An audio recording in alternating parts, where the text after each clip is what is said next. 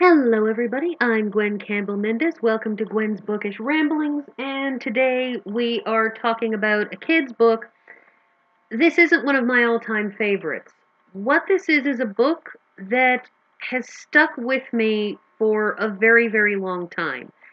It's a book that remained distinct in my memories from childhood onward, despite the fact that I didn't reread it 101 million times.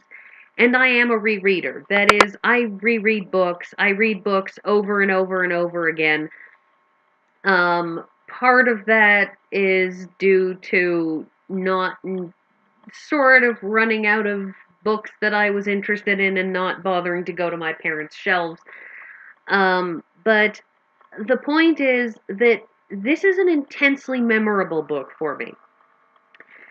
Now, the story of this book is about a girl who is extremely ill from rheumatic fever, which, even though I intended to, I didn't double check if we now call it something else.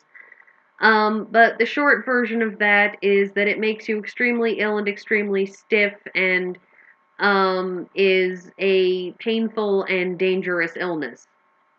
And she is sent to stay with her grandmother because her mother has to work and her father has to work, and her grandmother, being a retired person, can actually be there for her granddaughter all day so that her granddaughter has somebody there to take care of her.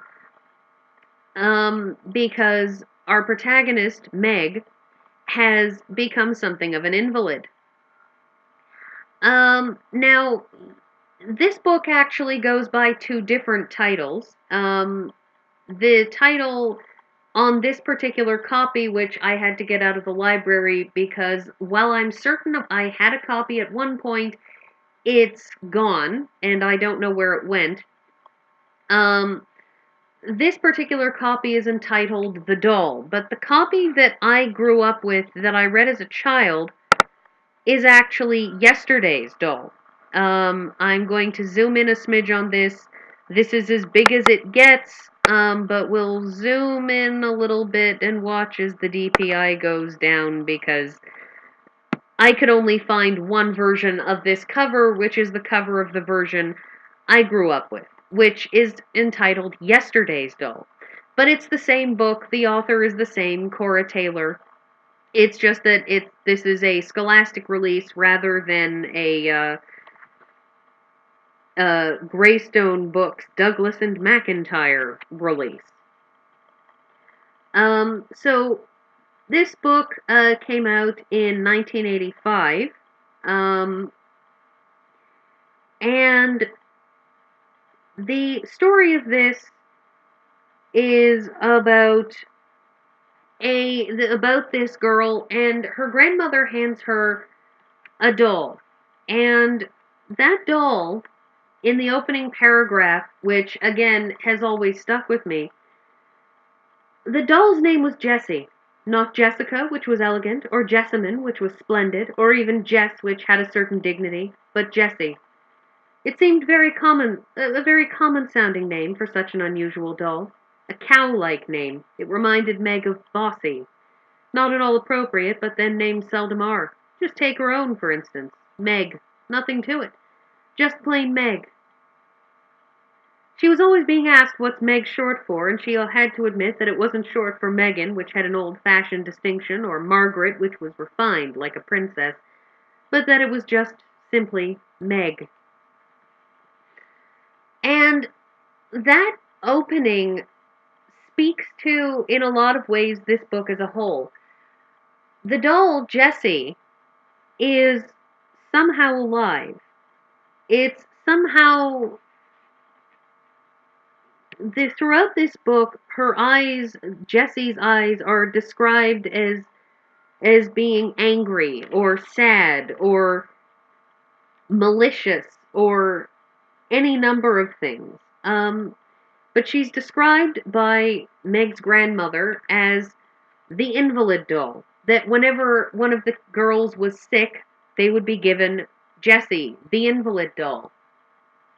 And what happens is, it turns out that Jessie is alive in such a way that whenever Meg goes to sleep with Jessie, she's transported back in time to exist in the body of this pioneer girl named Morag, and as they make their way across the Canadian prairies. This is a Canadian book. It's set in Saskatoon, so it's very, very Canadian. And Meg becomes, at first she's disturbed by these strange dreams that we rapidly realize are not just dreams, and she's not just kind of experiencing things, because when she'll wake up the next morning, her hands will still smell of the cow heifer that she helped with the birthing of.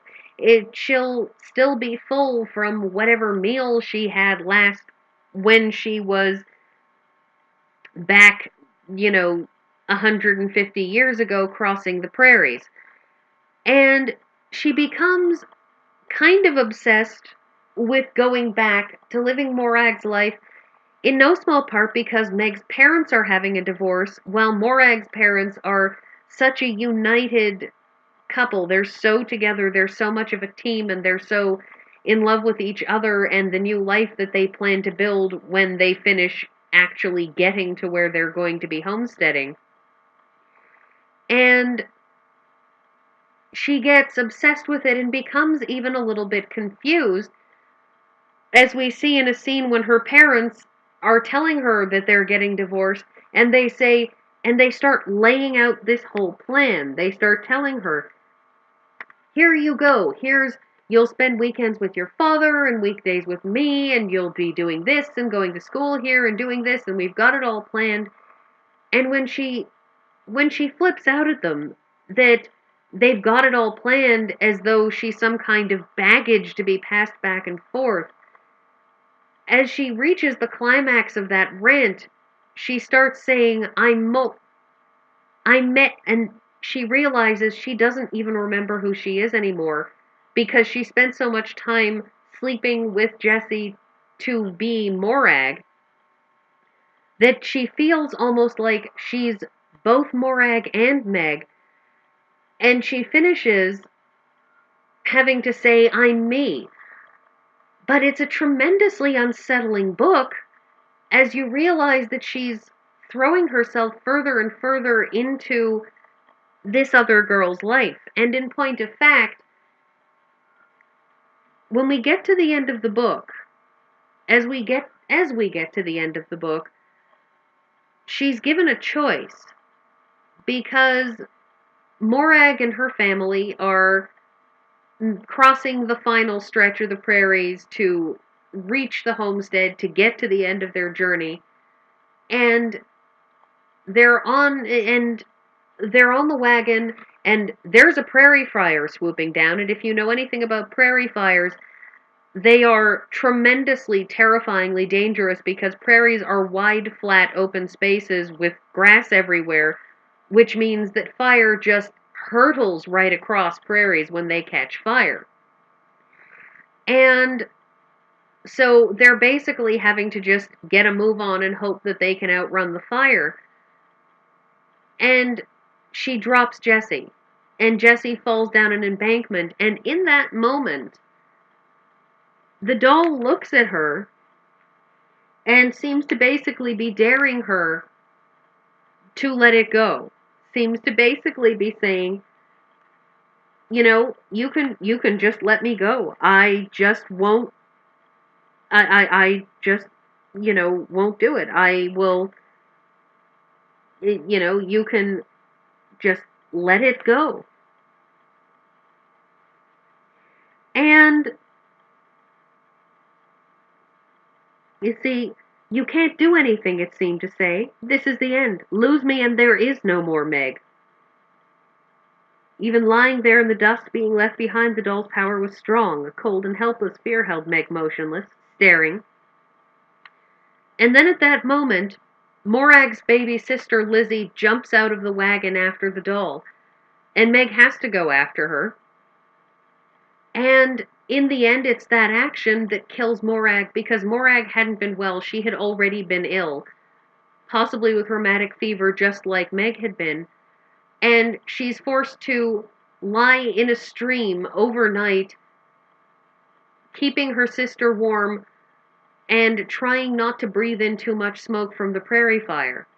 And it kills her. It kills Morag. Luckily, Morag's brother, he manages to find Jessie and bring it back to Meg. And the end of, as you get to the end of the book, as you get to the end of that chapter, he gives her Jessie, and she calms down. Here's your doll, midget. She almost managed to laugh looking at him. Thanks, clown, she murmured.